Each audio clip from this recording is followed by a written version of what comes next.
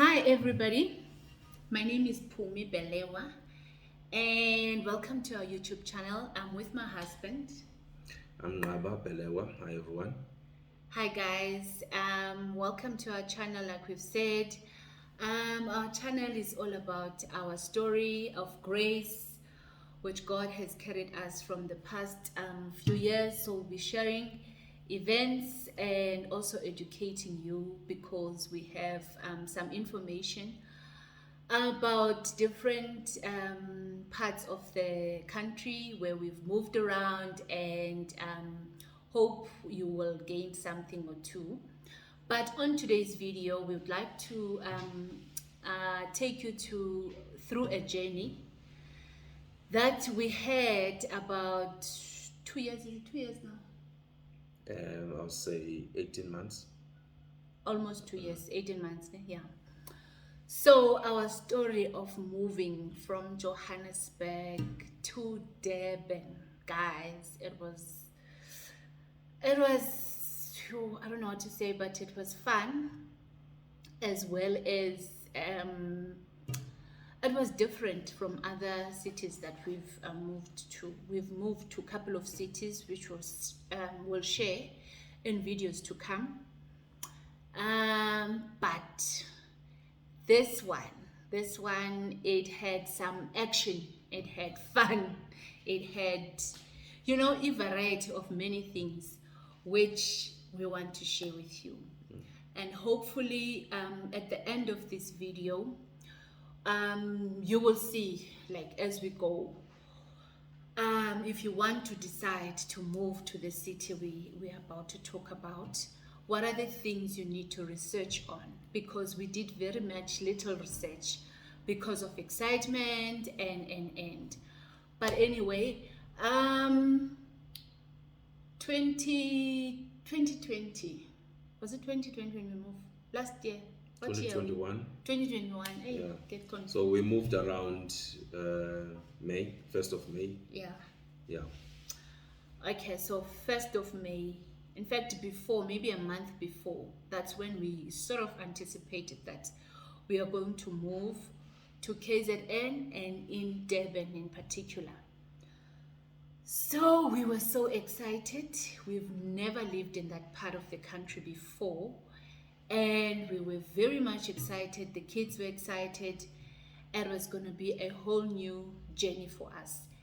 And we thought, you know what, this is it. I, for one, I love the language of isiZulu, and I just love the culture as well. So I've always been fascinated by AmaZulu for one reason or another. I'm not sure why, but yeah. I think the reason she's married to one. That's why.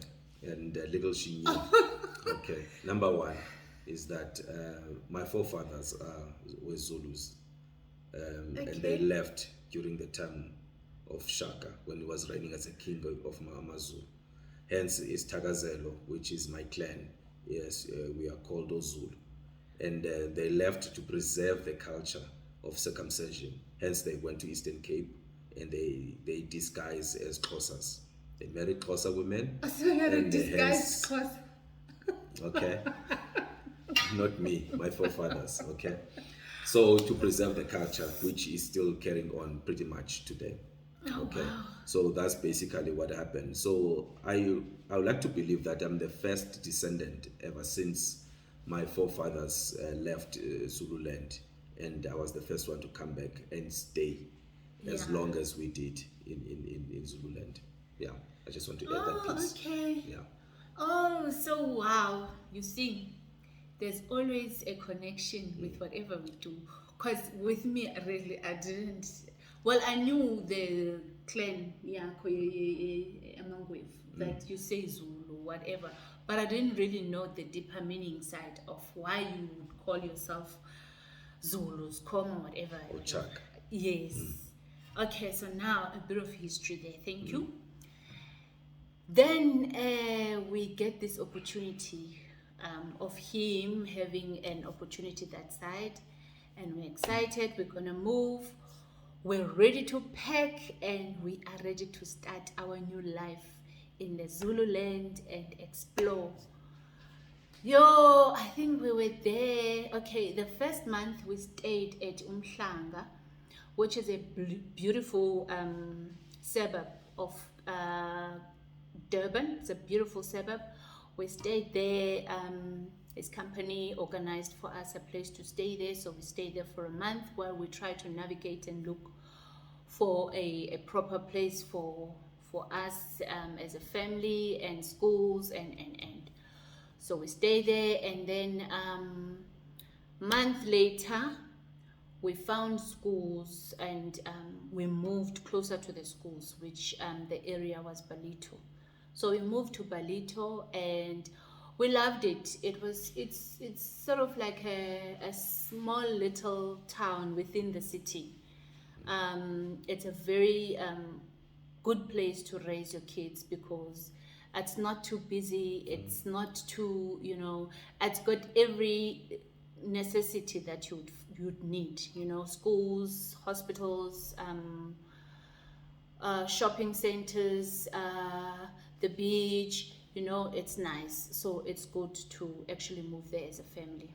Yeah, it's more community driven. Like my wife said, it's more community.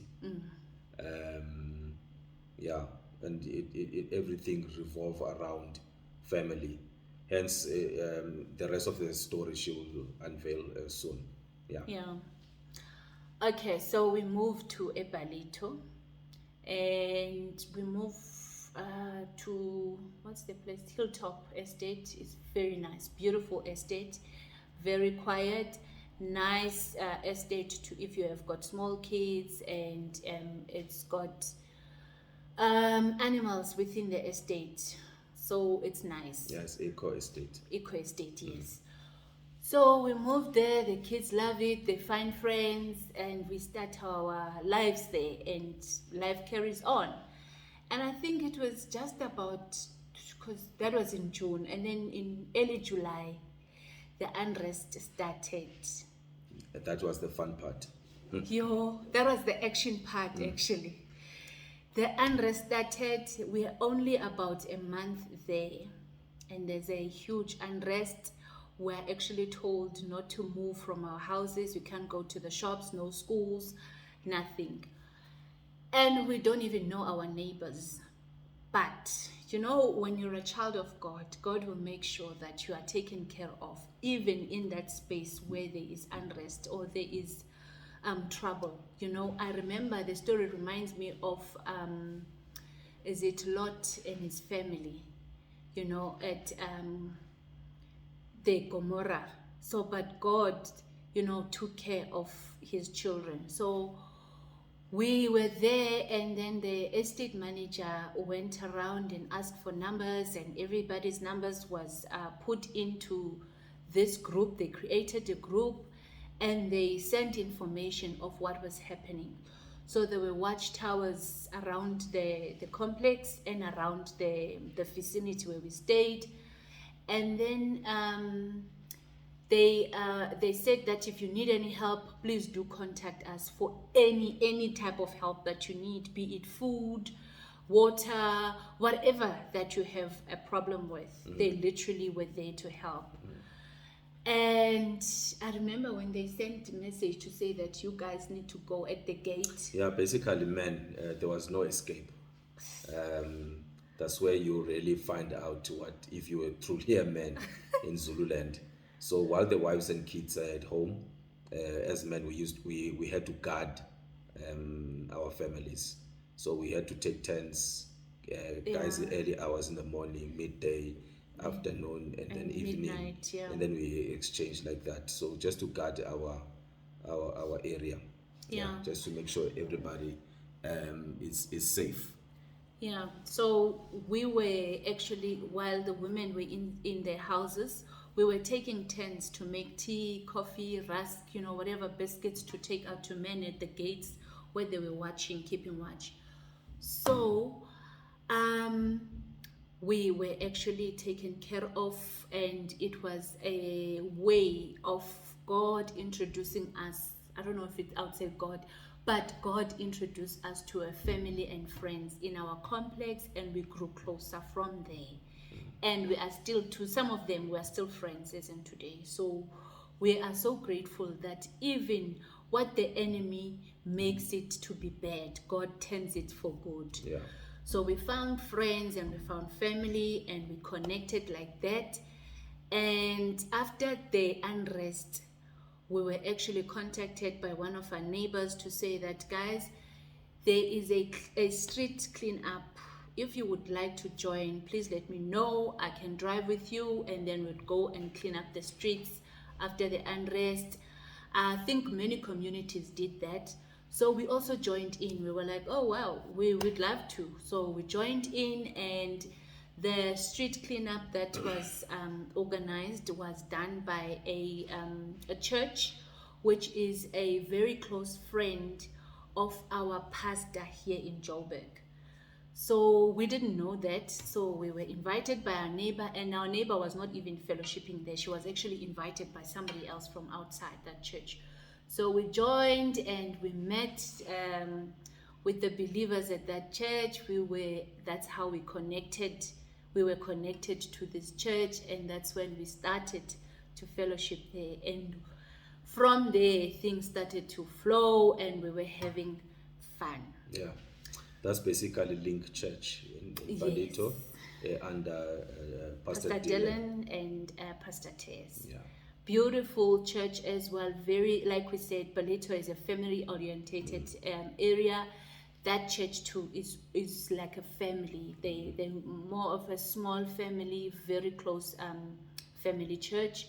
We fellowshiped there. We started serving, and God blessed us with another family from another church, and we were like so happy.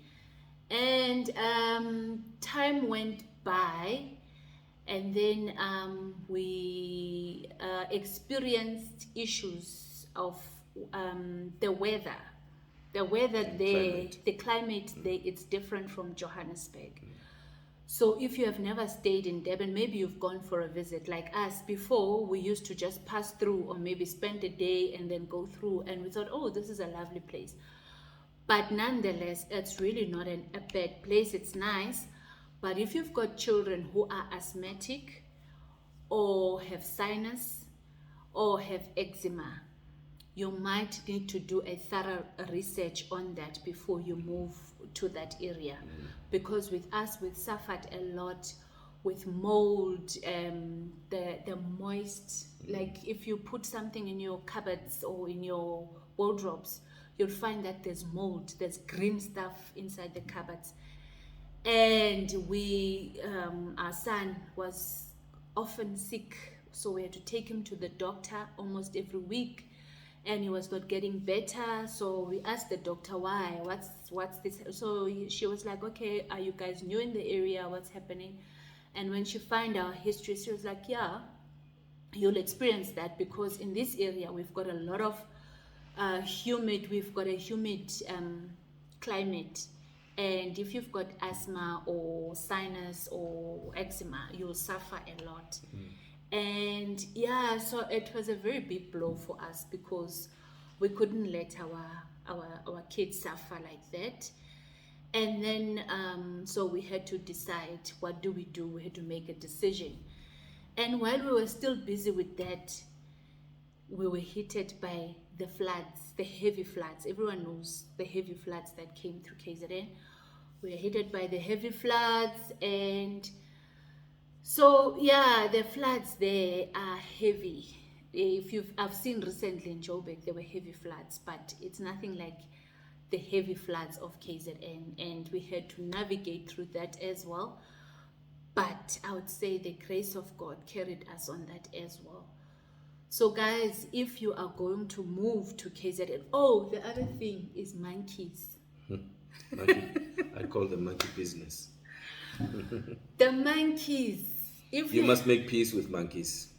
If you have not stayed in a place that has monkeys, you will be shocked. Especially if you stay in Palito and in Umhlang. I don't know about other areas. Maybe they are less. But in our area, we're like, I don't know how you call it, a group of monkeys. They would come in numbers at a time, and you must make sure that your windows are always closed. Your doors are always, unless you are sitting there, and mind you, it's hot, it's humid, but you have to be locked indoors. Otherwise, they'll make a mess. They once came in our house. They know exactly where to go and mess. They go straight to the kitchen and they steal, they break, guys, eggs. If you put eggs, like I have a basket that I normally put out there with eggs. So they knew, they went straight to that egg thing and they will take.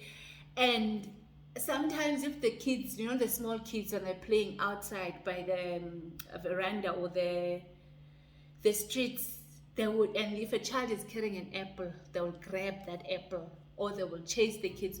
So I don't know, for me, I didn't have a good experience with the monkeys, but yeah, it's a very nice place to stay in. So if you are a person who enjoys, a bit of I don't know what you call outdoors with the animals. Yeah, if you enjoy animals, you're not gonna have a problem. You embrace that. Like me, I didn't have a problem with monkeys. But you used to chase them. Except when they started to break in, and Yeah. I didn't like that. And you can't really because they're talk so to them. intelligent. They can open a fridge. They can open cupboard doors. They know where to look. If they want bread, and they know where to find it. So it's that was my only issue. Other than that, if you see them, on the trees doing their thing, Yeah. I didn't have an issue with that. It's just when they start getting to my space, and then that's a no-no. And the time that we had the unrest, obviously the food is limited. You can't go to the shops. And some neighbors had stacks of bread in their freezers and everything. So we would communicate, say, okay, I've got bread. If you want bread, come at number so and so. So people would say, okay, I've got bread. But then if you leave your window open and the monkey comes in, and the people will be like, guys, I see a monkey carrying bread, please close windows. So that was a community we stayed in, and